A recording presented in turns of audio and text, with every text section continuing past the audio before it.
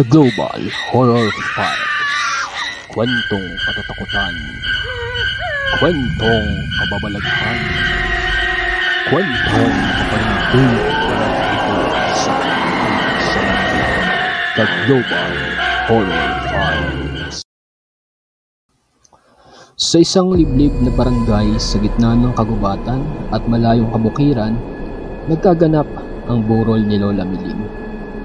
Isa siyang matandang babae na tila walang pakialam sa mundong ibabaw. Tahimik at hindi magarbo.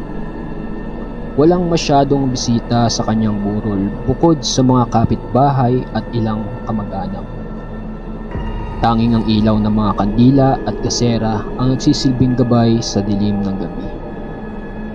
Nasa tabi ng kabaong nakaupo si Lando, ang kanyang apo. Siya ay 17 anyos at sa kabila ng pagkamatay ng kanyang lola, tila wala siyang nararamdamang labis na kalungkutan. Hindi tulad ng ibang mga kamag-anak, siya lang ang naiwan upang magbantay. Walang ibang mag-aalaga kaya't siya na rin ang nagboluntaryo. Ngunit mas ramdam niya ang pagkabagot kaysa sa lungkot. Habang nagmamasid siya, tinitignan niya ang katawan ni Aling Miling na nakahiga sa kabaong. May mga usapan sa paligid. Naririnig niya ang mga bulong-bulungan ng matatandang kapitbahay. Bumangon naman si Mang Lito, isang matandang lalaking kapitbahay, at nilapitan si Aling Berta, isang kilalang chismosa sa kanilang barangay. Bakit kaya may parang may hindi tama? Tanong ni Mang Lito. Pinagmamasdan ng katawan ni Lola Miling.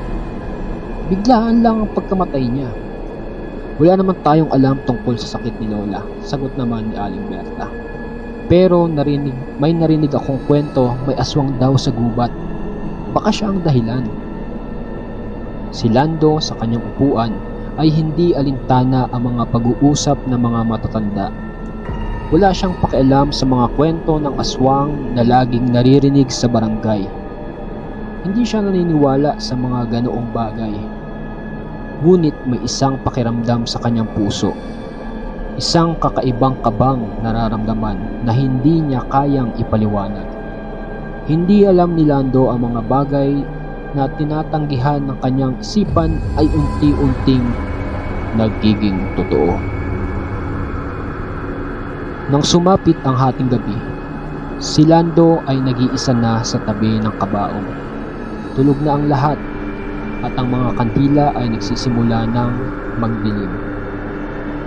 Nakatingin siya sa katawan ni Lola Miling at habang pinagmamasdan niya ito, napansin niyang may kaluskos sa bubong ng bahay. Tumingin siya sa taas. Ang kandila ay mabilis na kumubas at ang paligid ay tila nagiging mas malamig.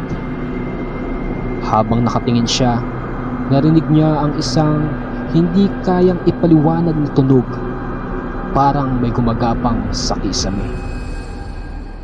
Ang tunog ay patuloy na lumakas at bigla na lang siyang nilamig. Nais niyang magtago ngunit hindi siya makagalaw. Ang kaluskos ay lumapit at parang may tumatalon sa ibabaw ng bubong. Tumayo si Lando at naglakad papunta sa pinto ng kwarto. Hinawakan niya ang doorknob, ngunit nung pagbukas niya ng pinto, wala siyang nakita. Ang lahat ng mga bisita at kamag-anak ay mahimbing ng tulog. Bumalik siya sa kabaong, ngunit nang tignan niya ito, napansin niyang may kakaibang nangyari. Ang katawan ni Lola Miling ay wala na. Palibas ay hindi makapaniwala, naghanap siya ng mga sagot. Nang marinig niya ang isang malupit na halakhak mula sa dilim, naramdaman niyang may isang presensya sa silid.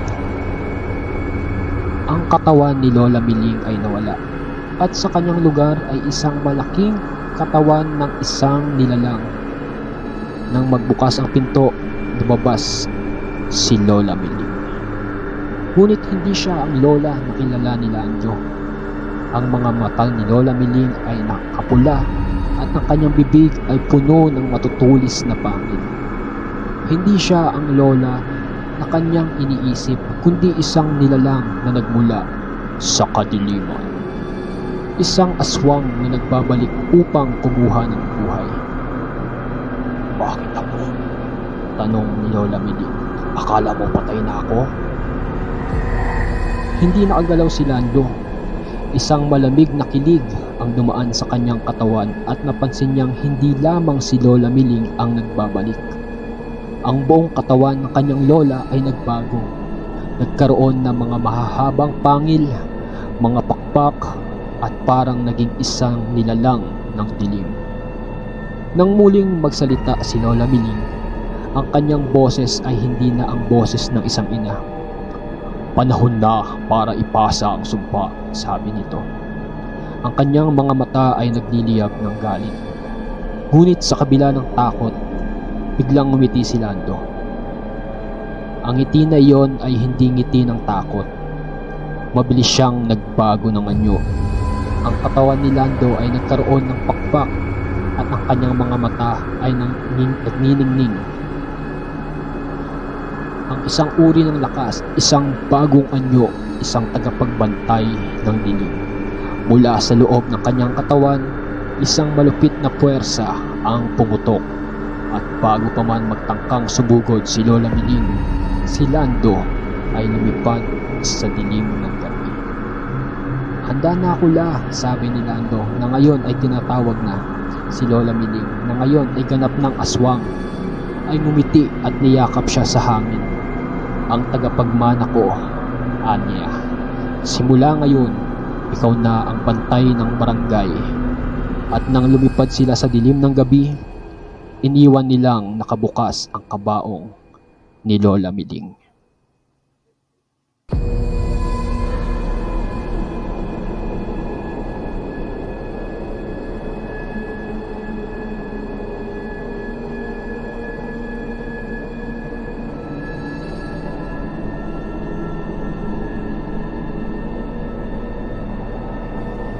Sa isang liblib na barangay sa probinsya ng Quezon, umaga pa lang ay abala na ang mga kapitbahay sa paghahanda para sa burol ni Clara.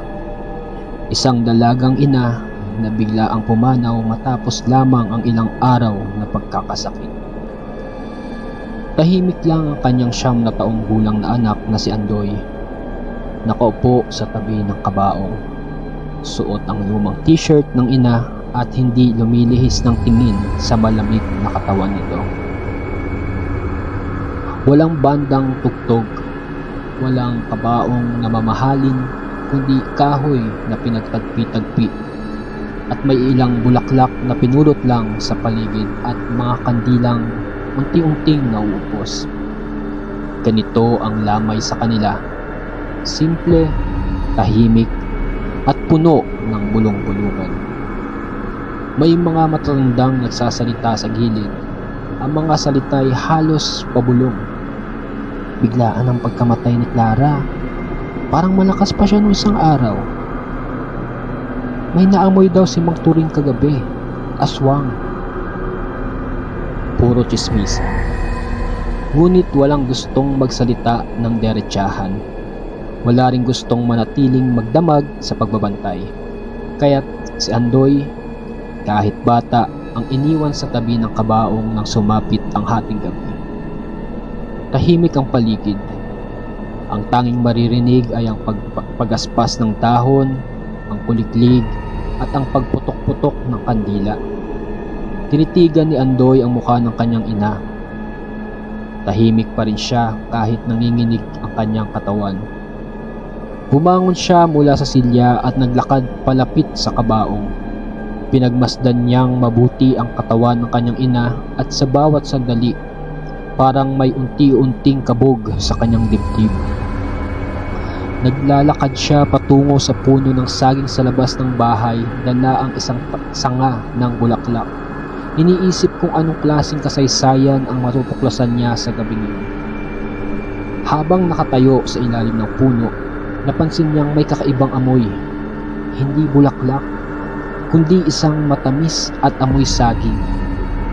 Nasa hating gabi ang buong paligid ay tila tahimik at bigla niyang naramdaman ang isang malamig na hangin na dumaan mula sa kagubatan. Tumagilid siya at nakita niya ang isang anino na gumagalaw sa likod ng puno ng saging. Ang katawan ng saging na noon ay sagana pa sa mga bunga ay may kakaibang anyo.